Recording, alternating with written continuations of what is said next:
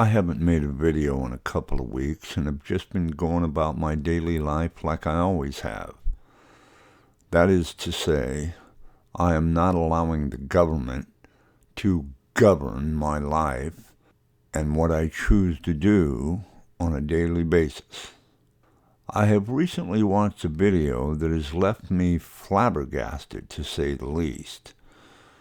The video was made by a doctor who also happens to be a United States Senator, and he is being hounded and belittled for just telling the truth. Imagine that. A politician who is telling the truth. Will wonders ever cease? It is my hope to get this video seen by as many people as possible. What he has to say is not only very important, but also, like I said, it's the truth. A somewhat rare commodity in our world. Please share this video with anyone you know who may be interested in the truth regarding what is occurring in our world today. Hi, Senator Scott Jensen. I represent Carver County. This is one of the most important videos I've made, and one of the hardest. Frankly, it's been a very difficult decision to make whether I even wanted to do it.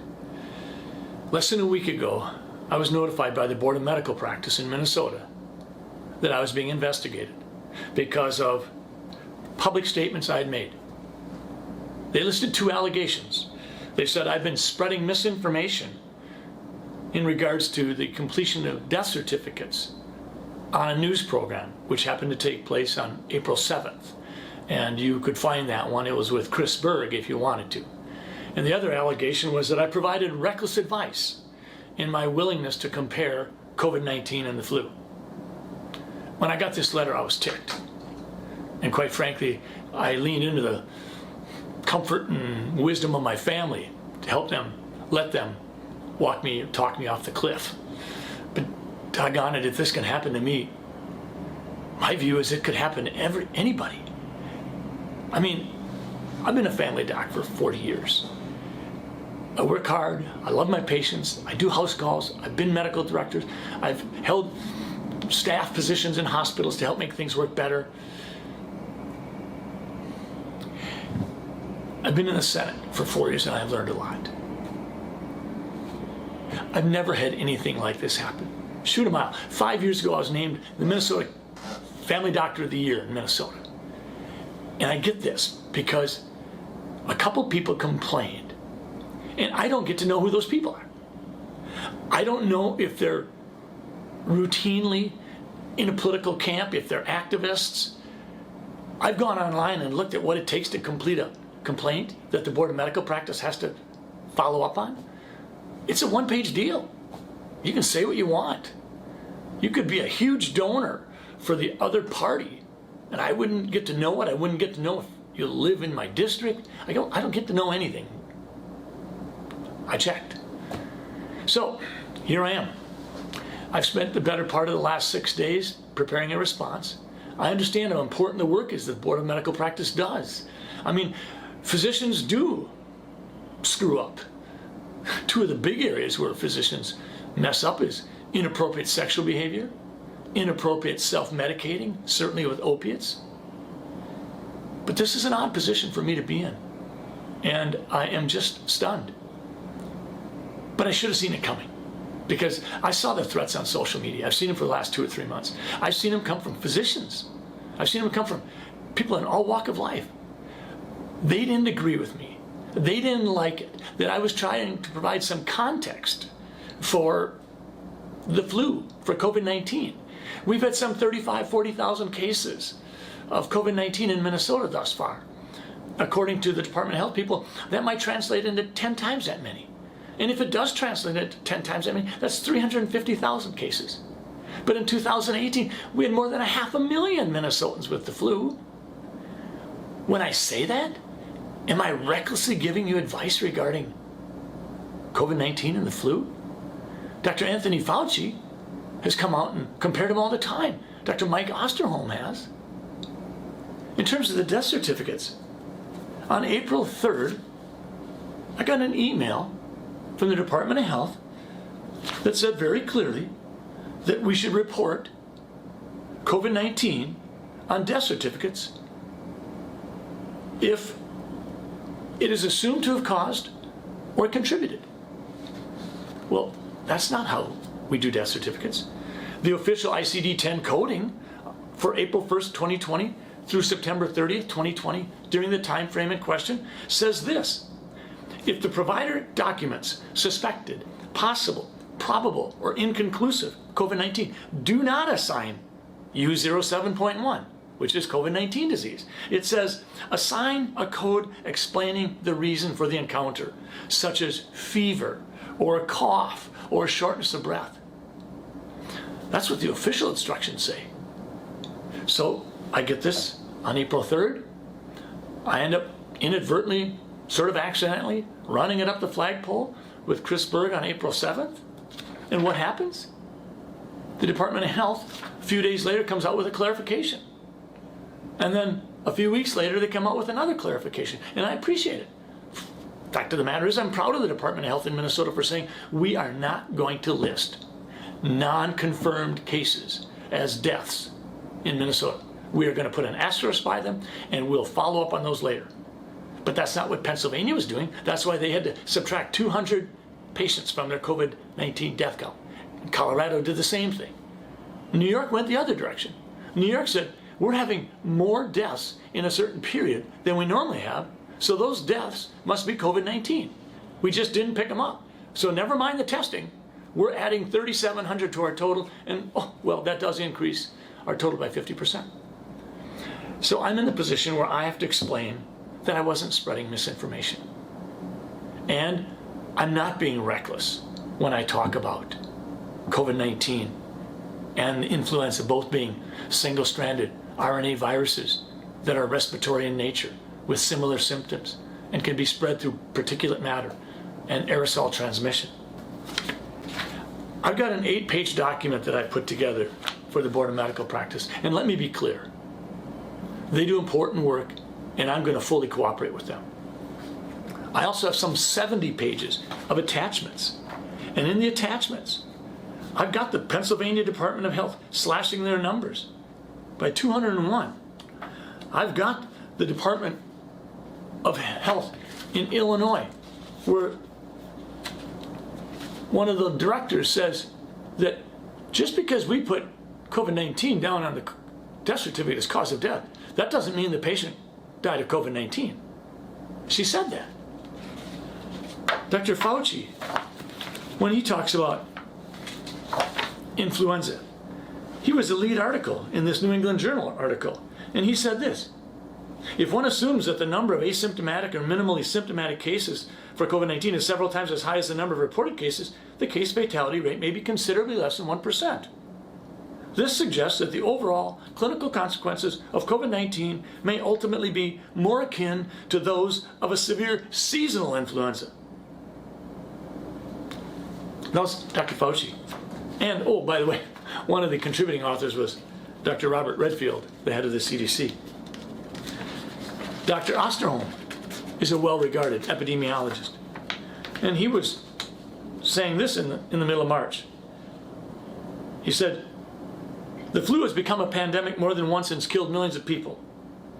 It still exists today. Unfortunately, we now have on our hands something else, but it's caused by a coronavirus, which is acting very much like influenza. Folks, do I feel targeted? Yeah, I do. Do I know who my accusers are? No, I don't get to know. Could I be disciplined by the Board of Medical Practice? Well, sure I can. There's 2 allegations they're investigating.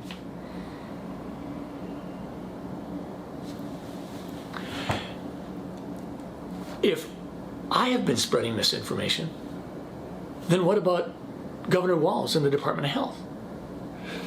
Right around March 1st, we had a Department of Health memo that talked about the purpose of, if you will, some of the measures that would be taken to dampen, delay, and decrease the peak, to allow the accumulation of PPE and make sure that our hospital capacities weren't being overwhelmed. In that memo, they say what effective measures are.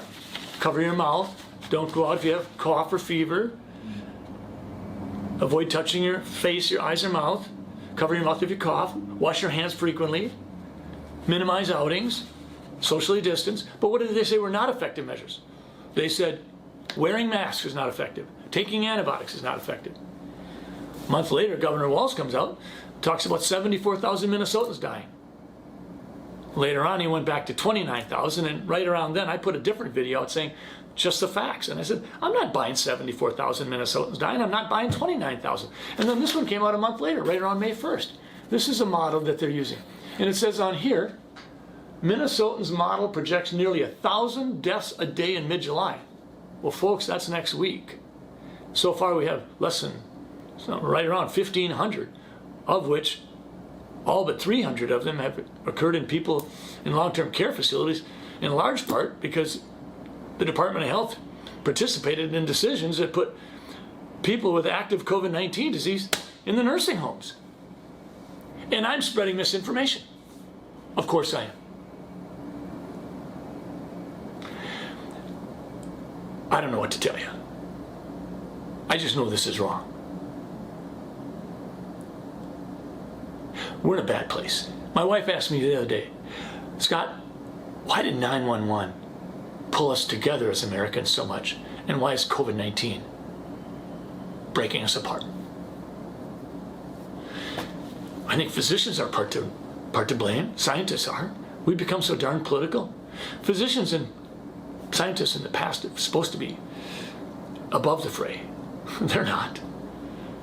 I have this odd set of hats I'm wearing because I'm the vice chair of the Health and Human Services Committee in the Senate, and I'm involved in policy discussions and involved in bills that deal with providing relief for COVID-19. And on the other hand, I've been a physician in the trenches for 35 years. So I try to connect the dots. I don't try to present myself to be something I'm not. I'm not an epidemiologist, but yes, I've taken epidemiology classes. I'm not an infectious disease doctor, but I take care of infectious disease every day. I just want to leave you with a couple of questions you could maybe ask yourself. Do we think it's okay for physicians to certify in death certificates that someone died of COVID-19, even if there was never a COVID-19 positive test obtained, even if there was never a COVID-19 test done, even if a COVID-19 test hadn't even been considered?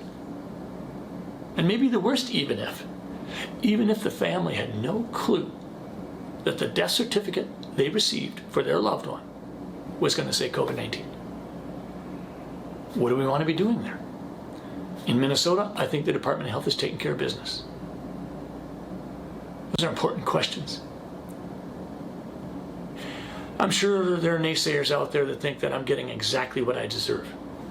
Fine. If it can happen to me, I think, frankly, that it could happen to anybody. It feels ugly.